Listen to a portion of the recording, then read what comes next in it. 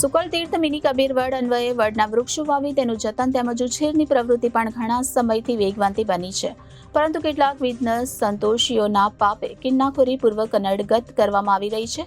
અધરાત મધરાત કોઈ પણ સમયે ઉછેરવામાં આવેલા વડના વૃક્ષોને નુકસાન કરીને કાઢી નાખવામાં આવી રહ્યા છે, તેમજ વાહનો પસાર કરીને વાહનો મૂકીને રેતીનો ગમે ત્યાં કોઈ પણ પરવાનગી વગર જાત્રા પ્લોટ સરકારી જમીનમાં અનધિકૃત સ્ટોક કરીને નુકસાન કરવામાં આવી રહ્યું છે, જે અન્વયે પણ રજૂઆતો થવા છતાં કોઈ પગલાં લેવાતા નથી. જવાબદાર સંલગ્ન કચેરીઓ તરફથી કે પોલીસ ખાતા તરફથી સમયોચિત પગલાં ભરાય તેવી પણ પર્યાવરણ પ્રેમીઓની માંગ છે.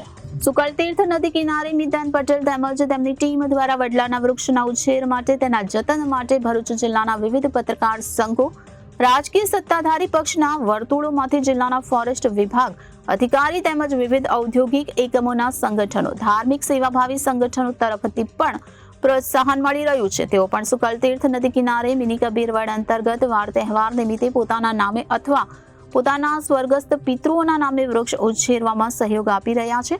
સાથે સાથે ઔદ્યોગિક એકમો તરફથી CSR યોજના અંતર્ગત પણ અનેક લોકોએ આ કાર્યને પ્રોત્સાહિત કર્યું છે. ત્યારે પર્યાવરણ જતન અને વૃક્ષ ઉછેરની કામગીરીને સમયોચિત પ્રોત્સાહન સાથે સાથે સંલગ્ન કચેરીઓ તરફથી આવશ્યકતા મુજબનું પ્રોટેક્શન મળે તે પણ જરૂરી છે.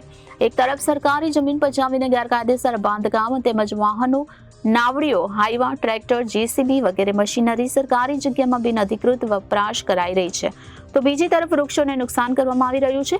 આમ લાખો રૂપિયાના સાધનો, વાહનો, યાંત્રિક મશીનરીઓ હોવા છતાં આજ દિન સુધી ગેરકાયદેસર વસવાટ સરકારી જમીન પચાવી પાડીને રહેતા લોકો સામે ગ્રામ પંચાયત સત્તાવાળા તેમજ સરકારી મહેસૂલી કચેરીઓ, સરકારના મહેસૂલ વિભાગના ગોચર સરકારી જમીન, પડતર જમીનો પરના દબાણો નિયંત્રિત કરવામાં કસૂરવાર હોવા છતાં કોઈ કાર્યવાહી કેમ કરતા નથી તે સંલગ્ન કચેરીઓ માટે તપાસનો વિષય છે કે કેમ?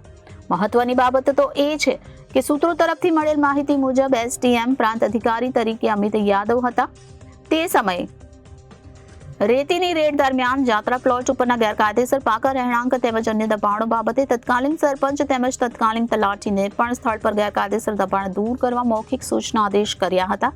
ત્યારબાદ આજ દિન સુધી જાત્રા પ્લોટના અનધિકૃત દબાણ દૂર કરવાની કોઈ તજવીજ ગ્રામ પંચાયત સત્તાવાળા કે ઉપલી સંલગ્ન કચેરીઓ દ્વારા નહીં થતા સરકારના મહેસૂલ તેમજ નામ અદાલતોના સરકારી ગોચર જમીન પરના દબાણ હટાવવાના નિર્દેશોનું પણ ઉલ્લંઘન કરવામાં આવી રહ્યું હોવાનું પણ જાણવા મળે છે. Reporter Viral Gohil, Janadesh news, Bharuch.